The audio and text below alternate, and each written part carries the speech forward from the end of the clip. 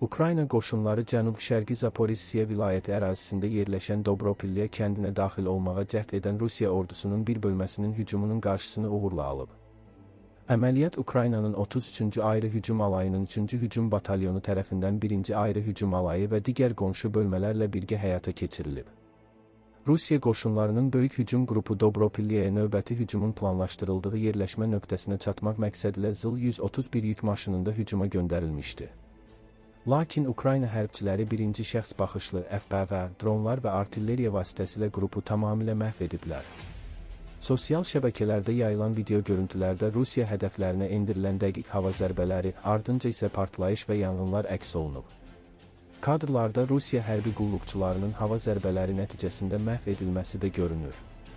İşğalçıların dronlardan gizlənmək cəhdləri uğursuz olub və onlar Ukrayna zərbələri ilə məhv ediliblər.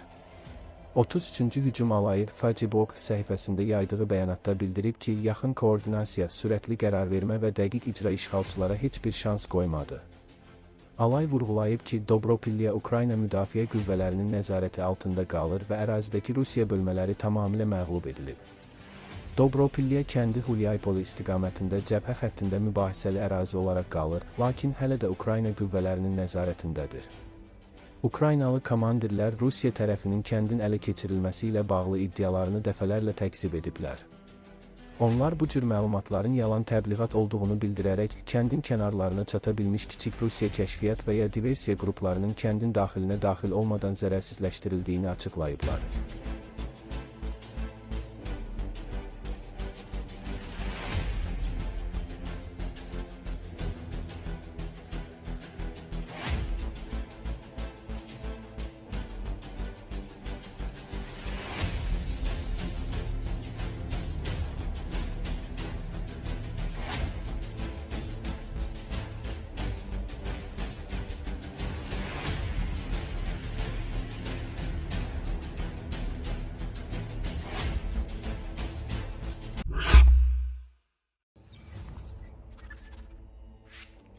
Ukraynada yerləşdirilən F-16 qırıcı təyyarələrini yalnız Ukraynalı pilotlar deyil, həm də ABŞ və Niderland daxil olmaqla xarici pilotlar idarə edir. Bu barədə Intelligencja Online nəşri məlumat yayır. Nəşrin məlumatına görə Kiyev üzərində hava məkanını qorumaq üçün Ukraynalı, Amerikalı və Niderlandlı pilotlardan ibarət qarışıq aviasiya bölməsi yaradılıb. Onlar müvəqqəti müqavilələr əsasında çalışır və təyyarələrin texniki üstünlüklərinin mənimsənilməsinə kömək edirlər. Bölmə Ukrayna hərbi hava qüvvələri tərəfindən son həftələrdə təcili yerləşdirilmə məqsədilə yaradılıb. Hazırda beynəlxalq eskadrilya Rusiya Federasiyasının pilotsuz uçuş aparatları və raketlərlə hücum etdiyi Kiyev bölgəsinin hava müdafiəsində mərkəzi rol oynayır. Bölmədə Əfqanistanda çoxsaylı döyüş tapşırıqları yerinə yetirmiş Amerikalı pilotlar xidmət edir. Qərb veteranlarından biri isə Ukraynadakı missiyaya qoşulmazdan əvvəl yaxın şərqdə fəaliyyət göstərib. Niderlandlı pilotlar isə müasir ələ keçirmə və hava döyüşü üzrə qabaqcıl hazırlığı ilə tanınan aparıcı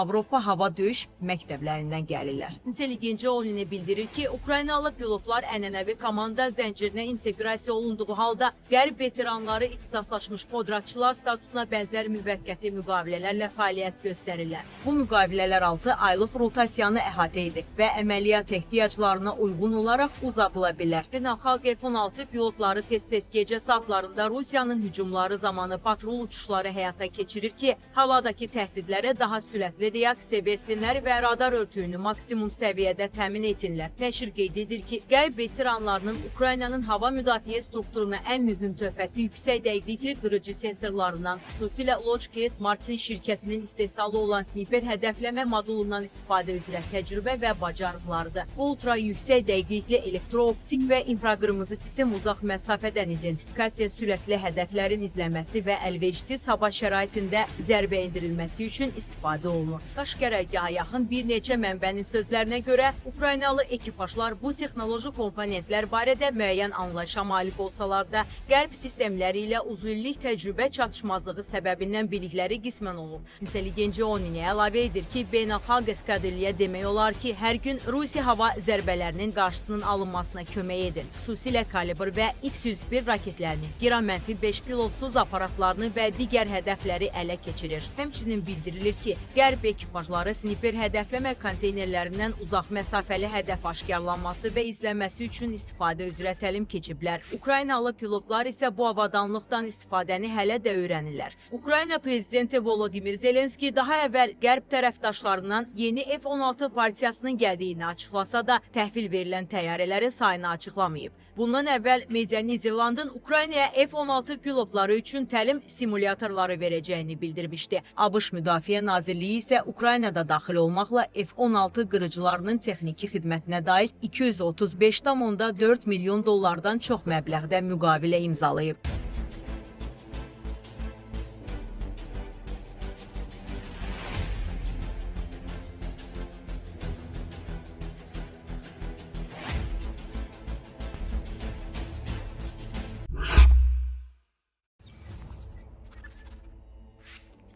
Kremlin diktatoru Vladimir Putin üçün müharibənin 1418-ci günü ən alçaldıcı il dönümü oldu. Nasist-Sovet müharibəsi də eyni müddət davam etmişdi, lakin bu zaman ərzində Rusiya ordusu Ukraynanın hətta 5də birini belə ələ keçirə bilməyib. Kremlin sonsuza qədər döyüşməyə hazır olduğu barədə blef etsə də, onun hərbi maşını daxildən dağılmaqda davam edir.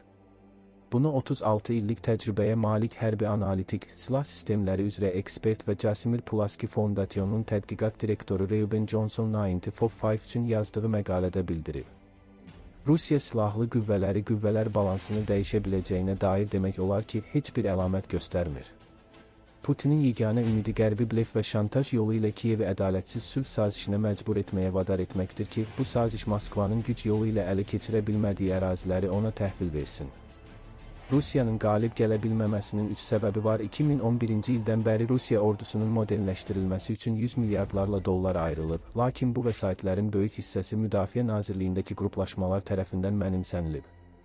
Vəd edilən 70% yeni texnika əvəzinə qoşunlara nasaz və köhnəlmiş avadanlıq verilib. Korrupsiya hətta əsas təchizata da təsir edib. İşğalın əvvəlində yanacaq və ərzaq qara bazarda satılıb.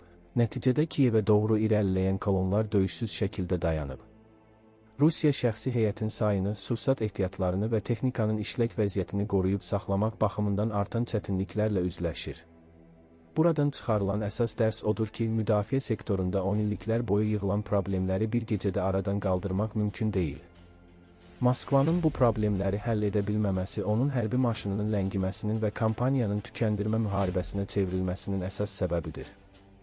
Ukraynadakı müharibə və beynəlxalq sanksiyaların təsiri Rusiya müdafiə sənaye kompleksində mövcud zəiflikləri, uğursuzluqları və sistemli problemləri daha da dərinləşdirib, deyə Chatham House 2025-ci ilin iyul hesabatında bildirib.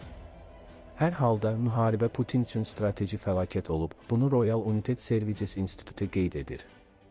Ruslar öz imkanlarını Ukraynalıları kiçik və aşağı xalq kimi görən düşüncənin təsiri altında həddindən artıq qiymətləndirdilər və eyni zamanda Ukraynalıları kiçik sayaraq onları yetərincə qiymətləndirmədilər. Bu baxış irqçilik, şovinizm və imperializmdən qaynaqlanırdı. Zəif, korrupsiyaya batmış rəqib təsəvvürü qısa və sürətli toqquşmanın kifayət edəcəyi inamını gücləndirmişdi, deyə Royal United Services İnstitutu ekspertləri bildirirlər. Bu çatışmazlıqlar müharibənin əvvəlindən bəri aradan qaldırılmayıb və bir çox hallarda daha da pisləşib. Nəticədə Rusiyanın iqtisadi gələcəyi SSR-nin son dövrünü xatırladır. Problemlər borclarla örtbasdır olunur, lakin durğunluq qaçılmazdır. Ekspertlərin fikrincə, Qərb Rusiyanın məğlub edilməzliyi mifinə inanmağı dayandırmalıdır. Sülhə aparan yeganə yol Ukraynaya dəstəyin artırılması və Moskvanın gələcək təcavüzünü çəkindirmək üçün NATO qoşunlarının sığorta mexanizmi kimi yerləşdirilməsidir. Media daha əvvəl bildirmişdi ki, Avropa Ukraynanın Rusiya ilə uzanan müharibəsindən müəyyən mənada məmnundur. Avropalılar açıq şəkildə deyirlər ki, Ukrayna Rusiya ilə müharibə apardığı müddətdə Rusiya zəifləyir və əlləri bağlanır.